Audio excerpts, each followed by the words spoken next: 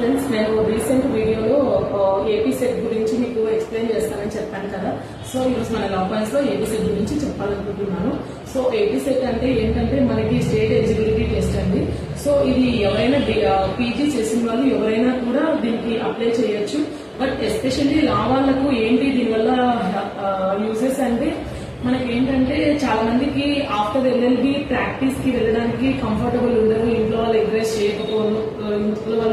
Encourage చేయకపోవడం వల్ల చాలా మంది ఇంట్లోనే కూర్చొని లా డిగ్రీని వేస్ట్ చేసుకుంటారు. సో అలాంటి టైంలో ఈ ఏపీ సెట్ కానీ లేదంటే యూజీసీ నెట్ కానీ ఇవి కనుక రాస్తే మనము యూనివర్సిటీలలో అసిస్టెంట్ ప్రొఫెసర్స్ గా కానీ లేదంటే ప్రొఫెసర్స్ గా మనము ఫ్యాకల్టీగా యూనివర్సిటీలో వెళ్ళడానికి మనకి టీచింగ్ ఫీల్డ్ అనేది హ్యాపీగా చేసుకోవడానికి మనకి ఈ యూజీసీ నెట్ అండ్ సెట్ ఈ ఏపీ సెట్ అనేది మనకి హెల్ప్ అవుతాయి.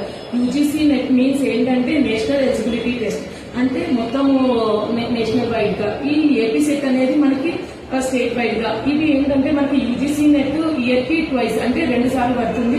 సో మనం 2 సార్లు ఆఫ్టర్ ఎల్ఎల్ అంటే ఆఫ్టర్ పీజీ మనం 2 సార్లు రాసి ఇప్పుడు మనం క్వాలిఫై అయిన తర్వాత మనము ఈ ప్రొఫెసర్ పోస్టులకి కనుక అప్లై చేసుకుంటే మనం హ్యాపీగా టీచింగ్ ఫీల్డ్ లో మనం సెటిల్ అయిపోవచ్చు.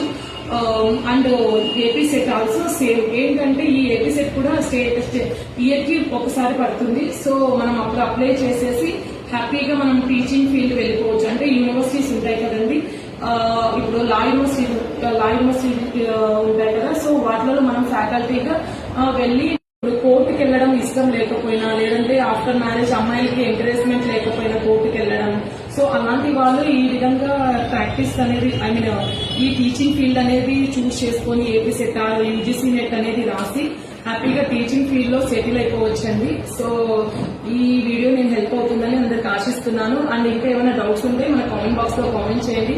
సో మరిన్ని ఇలాంటి అప్డేట్స్ కోసం మన పేజ్ ని లైక్ చేయండి, షేర్ చేయండి. ఏమైనా డౌట్స్ ఉంటే కామెంట్ బాక్స్ లో కామెంట్ చేయండి. Thank you.